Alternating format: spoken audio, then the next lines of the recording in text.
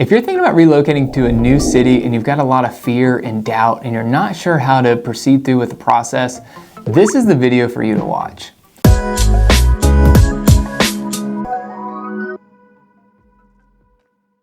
Hi, I'm Evan Whaley, your favorite Greenville realtor.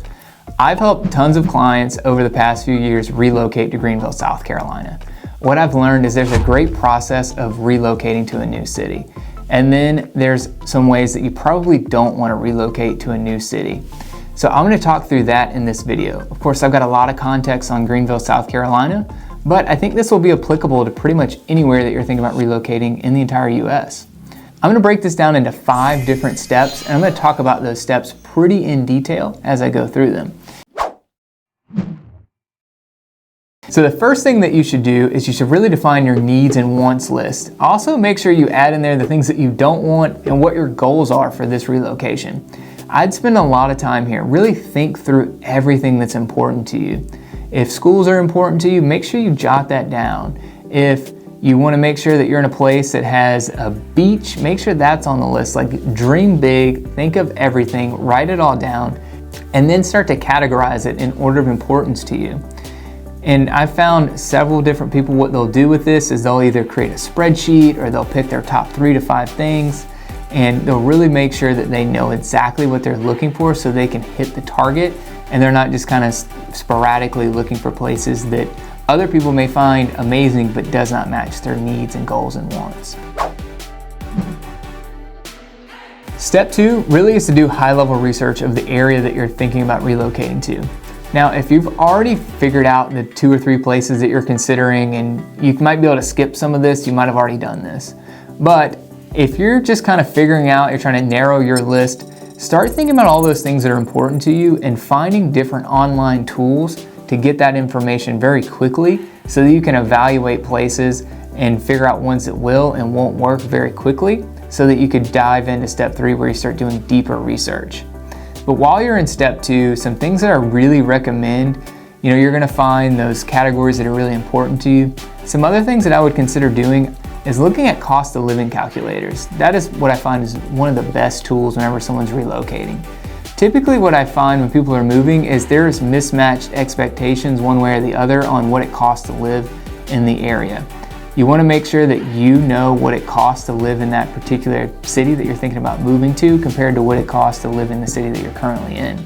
You want to know if you're going to need to increase spending to live there, or maybe you're going to be giving yourself a raise.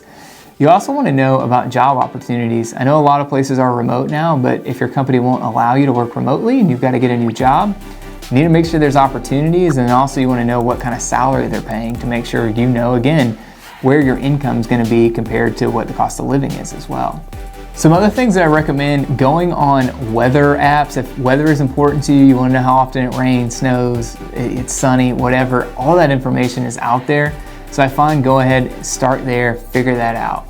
They have sites that will pull crime statistics as well, so that would be great for you to start digging into that if that's something that's important to you.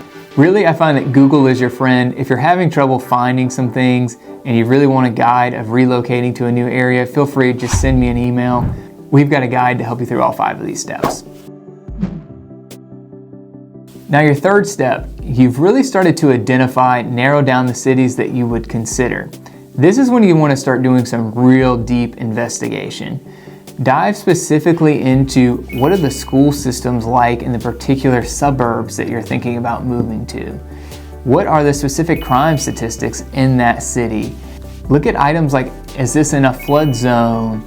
Is it often the flood there? Are there a lot of natural disaster?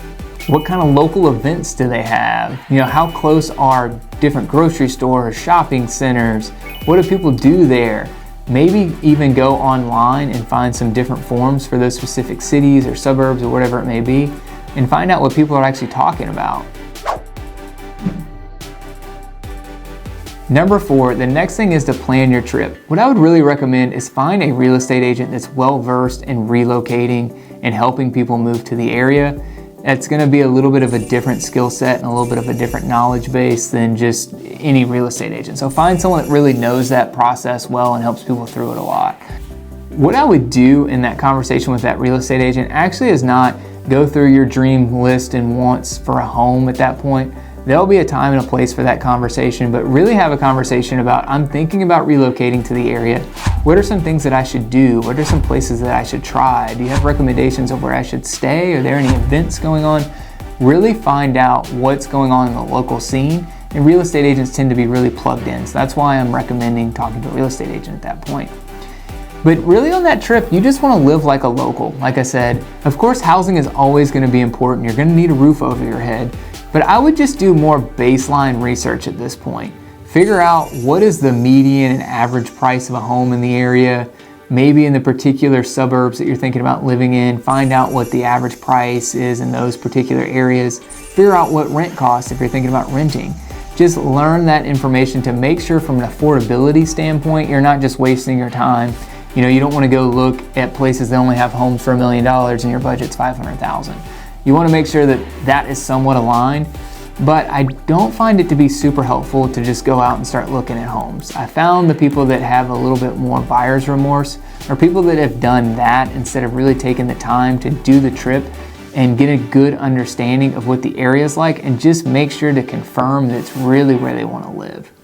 So I would take that opportunity for that trip to live like a local.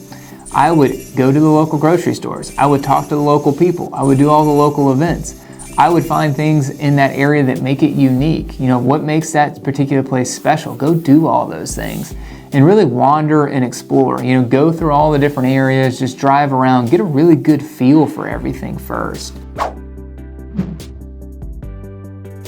In your last step, if you've made it this far, if you found out that this is the place for you, now go ahead, figure out what your employment's going to be. If you're buying a home with a loan, you're going to need that to be locked in already. So whether that is your company saying they'll allow you to relocate and work remote, or they have an office in that new location, or you have to get a new job, new employment opportunity, you're going to need that if you're purchasing with a loan. So go ahead, lock that in. If you're buying with cash, of course, you can go ahead and find your home. But then the next step after all of that is to find the perfect place for you. I would do it like any home search you've done in the past. Find your needs and wants list. Figure out exactly what's important to you.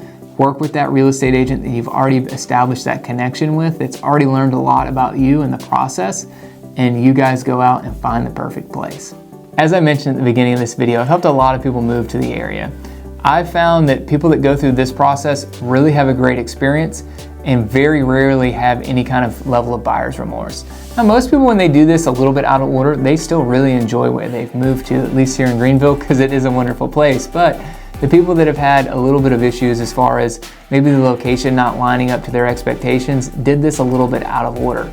So I'd really recommend doing it in this particular order. I found that it really helps save a lot of time. It really makes the process less stressful, and it helps you find the perfect place when it's time for that. I hope this video was super helpful. I'm curious, if you watch this video, where are you thinking about relocating to? And what's most important for you to find in your new city?